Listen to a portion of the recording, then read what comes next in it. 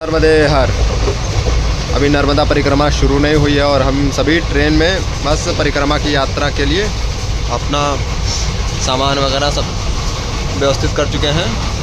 मैया की परिक्रमा में कुछ चीज़ें आपके पास होनी ज़रूरी है, जैसे कि एक मैट होना आपके पास ज़रूरी है और सबसे ज़्यादा ज़रूरी है एक लाठी, और बैग पैक सबसे ज़्यादा ज़रूरी होता है। आपके पास बैग पैक होना चाहिए, अच्छा ट्रैक बैग होना चाहिए। ट्रैक बैग सबसे ज़्यादा ज़रूरी है, लाठी ज़रूरी है, और एक कमंडल होना चाहिए, या तो ऐसा कमंडल हो या फिर एक ऐसा कमंडल हो जिसमें आप पानी पी सकें।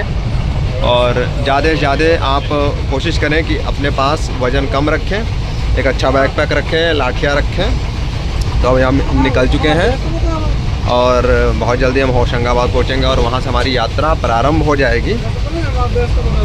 और इसी के साथ मैया का दिव्य और भव्य स्वरूप के भी दर्शन हम आपको करवाते रहेंगे।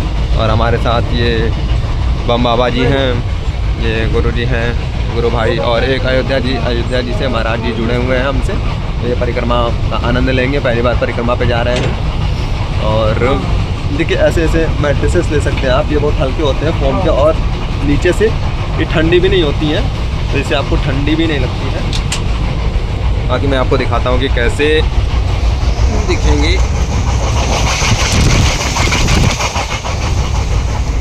नदी, पहाड़, पर्वत, ये सारी चीज़ें दिखेंगी।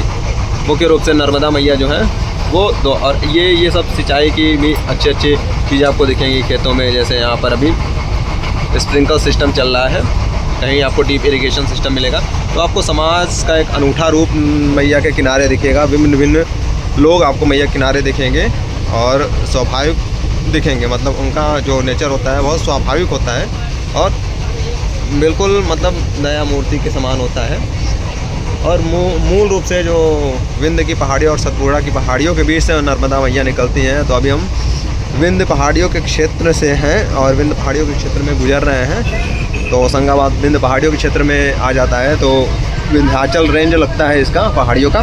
तो वहाँ से हम यात्रा शुरू करेंगे और देखते हैं कहाँ तक यात्रा जाएगी। वैसे हमने कोशिश की है कि ओमकारेश्वर से आगे तक की एक परिक्रमा का एक यात्रा क्रम जोड़ा जाए, और धीरे धीरे हम आपको आगे की चीज़ें भी दिखाएंगे। और ओमकारेश्वर तक तो जाएंगे ही जाएंगे, कोशिश करेंगे ओमकारेश्वर तक पहुँचे और फिर ओमकार जी के भी दर्शन करवाएंगे, और मैया का जो दिव्य आनंद और दिव्य स्वरूप रहेगा उसके भी हम दर्शन करते चलेंगे।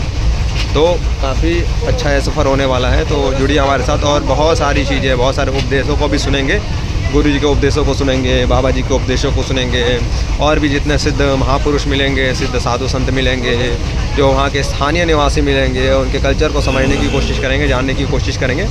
और एक मैया किनारे जो संत हैं उन संतों के दिव्य वाणी का अनुभव करेंगे और अपने जीवन में उतारने का प्रयास करेंगे। बहुत अच्छी अच्छी चीज़ें बताते हैं वो, और एक जीवन का सार हमें नर्मदा मैया के किनारे मिलता है। जैसे मैंने पहले ही बताया था कि नर्मदा मैया जो है वो ओपन यूनिवर्सिटी है, हर तरीके के साधु मिलेंगे आपको और हर तरीके के लोग मिलेंगे जो आपको कुछ ना कुछ नई चीज़ें सिखाएंगे ही सिखाएंगे। तो ऐसे जुड़े रहिए हमारे साथ और मैया के दिव्य स्वरूप का आप दर्शन करेंगे। बहुत ही जल्दी आपको मैं मैया के दर्शन कराऊंगा होशंगाबाद पहुँच के। तो तब तक बने रहिए हमारे साथ और कोशिश कीजिए कि इस तरीके के कंटेंट को आप थोड़ा सा प्रमोट कीजिए, ताकि आप हमारे कल्चर को और अच्छे से समझ सकें, हमारी चीज़ों को और अच्छे से समझ सकें, संतों के दिव्य वाणी को और अच्छे से जान सकें, गुण तत्वों पे चर्चा करेंगे, उसको सीख सकें और अपने पर्सनालिटी डेवलपमेंट, अपना उत्थान कर सकें। तो जुड़े रहिए हमारे साथ तब तक, और बहुत जल्दी हम नर्मदा मैया के तीरे तीरे चलेंगे और अलग अलग गाँव से होते हुए और अलग अलग स्थान के लोगों से उनके स्वभाव को और उनके संस्कृति को जानते हुए समझते हुए चलेंगे। नर्मदे हर।